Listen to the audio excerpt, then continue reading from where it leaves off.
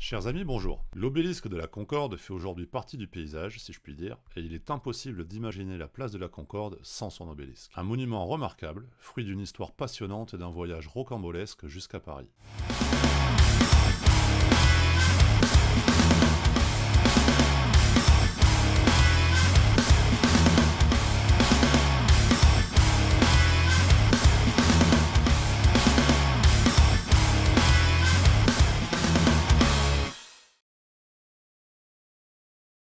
La place de la Concorde, à l'origine, n'était pas destinée à mettre en valeur ce somptueux obélisque. Érigée au XVIIIe siècle, cette place royale rendait hommage à Louis XV. La Révolution française remplaça la statue du roi par la guillotine, et Louis XVI, Marie-Antoinette, Charlotte Corday, Danton, Robespierre et bien d'autres y furent exécutés. Ce n'est que depuis le 25 octobre 1836 que la place accueille l'obélisque. En 1829, le vice-roi d'Égypte, Méhémet Ali, offre à la France les deux obélisques que le pharaon Ramsès II avait élevés au XIIIe siècle, avant notre ère, devant le temple du dieu Amon à Luxor.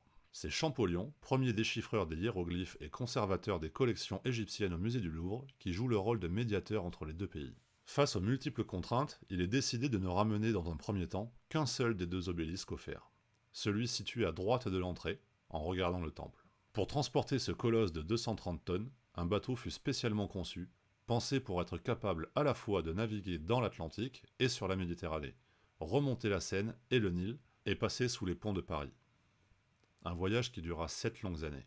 Arrivé à Luxor le 14 août 1831, les premières difficultés apparaissent. Après avoir emballé et abattu le monolithe de granit rose, il fallut le traîner sur 400 mètres pour rejoindre le Nil et le hisser à bord du bateau. Prêt en décembre, l'équipage dut attendre jusqu'au mois d'août 1832 et la crue du fleuve pour repartir.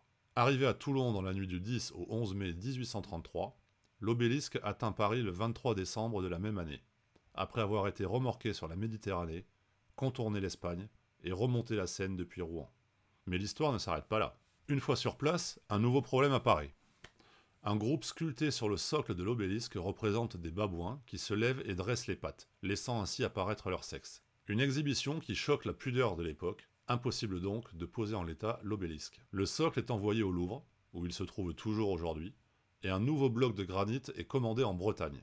Un voyage qui retarde encore l'installation définitive du monument. L'inauguration a finalement lieu le 25 octobre 1836. 200 000 personnes sont présentes place de la Concorde pour assister au spectacle. Champollion, lui, est mort en 1832. Il n'aura jamais la chance de voir l'achèvement de son œuvre. À 11h30 commence le travail de levage, grâce à un système de contrepoids élaboré par l'ingénieur Apollinaire Lebas, tandis que 350 artilleurs actionnent la levée à la force de leurs bras. L'ingénieur reste volontairement sous l'obélisque, il ne pourrait survivre à une faille de son système. Question d'honneur. Quelques heures plus tard, la longue masse s'immobilise à la verticale. La famille royale, réunie sur le balcon de l'hôtel de la Marine, applaudit, suivie par la foule. Au terme d'un périple de 9000 km, et qui aura duré pas moins de 7 ans, l'obélisque de Luxor devient l'obélisque de la Concorde. Daté du XIIIe siècle avant notre ère, il est depuis lors le plus vieux monument de Paris. A noter enfin que, pour remercier l'Égypte, Louis-Philippe offrit en 1845 une horloge qui orne aujourd'hui la citadelle du Caire. Horloge, au dire des Kérotes, qui n'aurait jamais fonctionné correctement. Quant au second obélisque, il ne fut jamais rapatrié en France, rendu officiellement à l'Égypte par le président François Mitterrand le 26 septembre 1981. Merci de votre attention et à la prochaine.